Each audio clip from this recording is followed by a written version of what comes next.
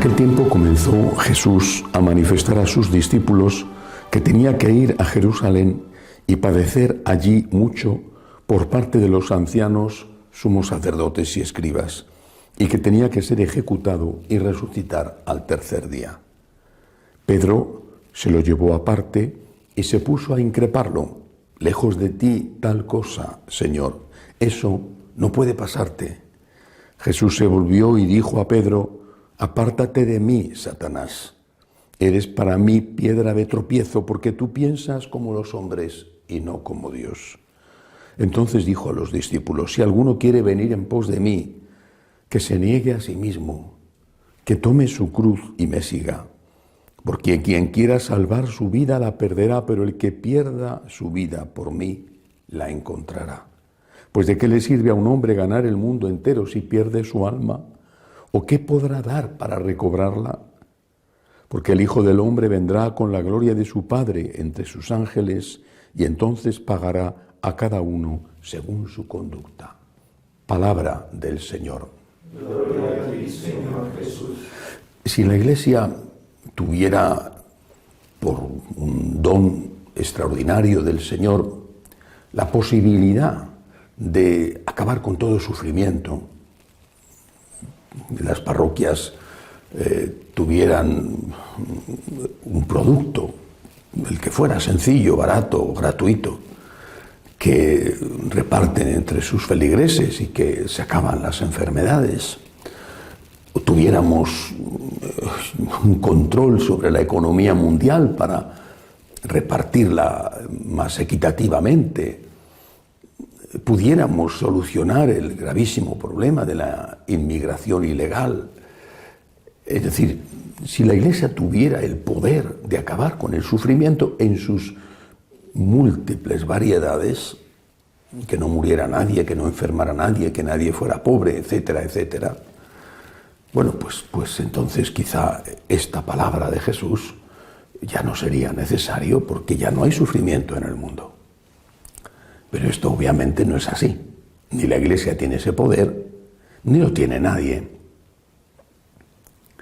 ¿Qué es lo que quiere decirnos Jesús? ¿Qué es lo que Él hizo? ¿Qué es lo que, a través de su comportamiento y su enseñanza, Él quiere que nosotros hagamos y por qué? Recuerdo hace muchos años leyendo a un escritor francés de aquella época que podía llamarse maldito en el sentido de que era ya entonces políticamente incorrecto, Léon Blum, decía que él era católico practicante, muy radical, ciertamente, pero él decía que reprochaba a la Iglesia que hubiera hecho a los pobres más pobres de lo que son. Esta frase me pareció injusta. La Iglesia no ha hecho a los pobres más pobres de lo que son, al contrario. Desde sus orígenes, ahí está el libro de los Hechos de los Apóstoles, la Iglesia se ha dedicado a ayudar a los pobres. ¿Por qué entonces Léon Blum hablaba así y lo decía él, que era un católico practicante, y él, que sabía muy bien las obras de caridad de la Iglesia? ¿Por qué lo decía? Porque se refería precisamente a esto. La Iglesia ayuda a los pobres. ¿A cuántos? A algunos. Es mucho, es muchísimo lo que hace, más que nadie, pero algunos. Algunos desde el punto de vista económico. Una limosna, una ayuda puntual. Bueno, zonas donde se reparte comida, vale. Actividades asistenciales, personas maravillosas, consagradas a ello, religiosas, religiosos, atender a ancianos, atender a niños abandonados. Bien, maravilloso. Pero unos cuantos. Porque no puede más, no porque no quiera más. Unos cuantos. Hay otra cuestión. Hay que enseñar para qué sirve el sufrimiento. Esto es lo que Cristo quiso enseñarnos. No significa que Cristo no aliviara el sufrimiento. Ahí está el milagro de la multiplicación de los panes. Ahí están la multitud de milagros de Jesús para curar todo tipo de enfermedades o resucitar muertos. Él se compadece y ayuda. Y además nos pide que hagamos lo mismo. Pero Él no resucitó todos los muertos de Israel o del mundo, ni curó todos los enfermos, ni alimentó gratis a todos los hambrientos. Y en cambio Él vino a dar sentido al sufrimiento. ¿Y para qué sirve sufrir? Esta es la pregunta. ¿Puede servir para algo? He recibido hoy mismo, lo he leído hoy, debió de escribirlo la persona interesada, ayer, un correo, un email de una señora de México. Es una señora ya con una cierta edad, su marido también. El marido ha perdido el trabajo y en una situación como la que estamos viviendo y siendo ya unas personas relativamente mayores, es difícil encontrar un nuevo empleo. No tienen pensión, sucede mucho, por desgracia, en algunos países de América, no hay pensión.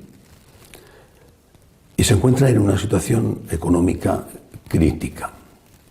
Esta mujer, hablo de ella, no sé si el esposo también, católica practicante, que vive la espiritualidad del agradecimiento, va a misa todos los días. Ahora ya en su ciudad esto es posible, han abierto las iglesias. Bueno, va a misa y se encuentra con que el sacerdote celebra la misa rapidísimamente, 15 minutos. Y ella le ha ido a decir, padre, ¿por qué no celebra usted la misa con un poco más de calma? 15 minutos, que esto es una carrera. A lo cual el sacerdote le responde con violencia, váyase usted a otra iglesia si esto no le gusta. Yo hago lo que quiero hacer. La señora me cuenta esto.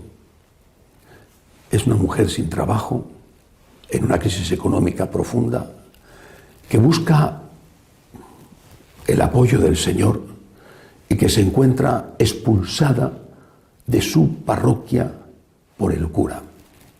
Pero no termina ahí lo que la señora me cuenta. Me dice, padre, todo esto y el ayuno que hago todos los días pidiendo al Señor que nos socorra, lo estoy ofreciendo por este sacerdote. No le maldice, no pide a Dios que le dé no sé qué tipo de castigo, no, me cuenta lo que ha ocurrido y pide por él y ofrece su sufrimiento, que es mucho, por él. El otro día, esta semana, recibo un correo de otra señora, también de un país latino, quiero recordar que era de Argentina, que también ha podido ir a misa, ha ido a misa, y cuando ha llegado la hora de comulgar, ella ha puesto la boca para comulgar. El sacerdote se ha negado a darle la comunión en la boca. Entonces ella, con humildad, se ha retirado y ha preferido hacer la comunión espiritual. Bueno, esta es una cuestión que podrá ser discutible. Vale, ella ha terminado, ha preferido no comulgar. Me parece que es un derecho de las personas no comulgar. No creo que sea ahora obligatorio comulgar. Repito, si se comulga en la boca o en la mano, es una cuestión en la que no voy a entrar ahora.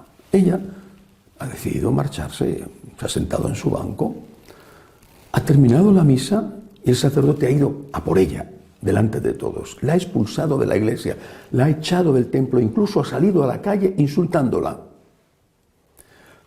Esta mujer me dice, estoy ofreciendo toda esta humillación, esta vergüenza delante de todos los feligreses, estoy ofreciéndola por el sacerdote. ¿Qué es lo que Jesús nos quiere enseñar? Nos quiere enseñar que el sufrimiento tiene un valor. No significa que no tengamos que luchar contra el sufrimiento. ¿Estás enfermo? Vete al médico. ¿Tienes un problema? Intenta resolverlo. Pero significa, y es lo que decía León Blanc, que hay problemas que no podemos resolver. Pero oiga, la inmensa mayoría, sinceramente. Y que tenemos que darle a eso que no sirve un valor para que sirva. Cristo lo hizo. Cristo también en el huerto de los olivos le dijo al Padre, si es posible que pase de mí este cáliz. Tenía miedo, sudó sangre. Pero, Señor, que se haga tu voluntad. Señor, ayúdame, tengo miedo. Me da miedo sufrir, me da pánico sufrir. Hoy por lo menos puedo decir que no me da miedo la muerte, pero me da pánico sufrir. Señor, ayúdame, que pase de mí este cáliz, y si no, dame tú la fuerza, porque yo no la tengo.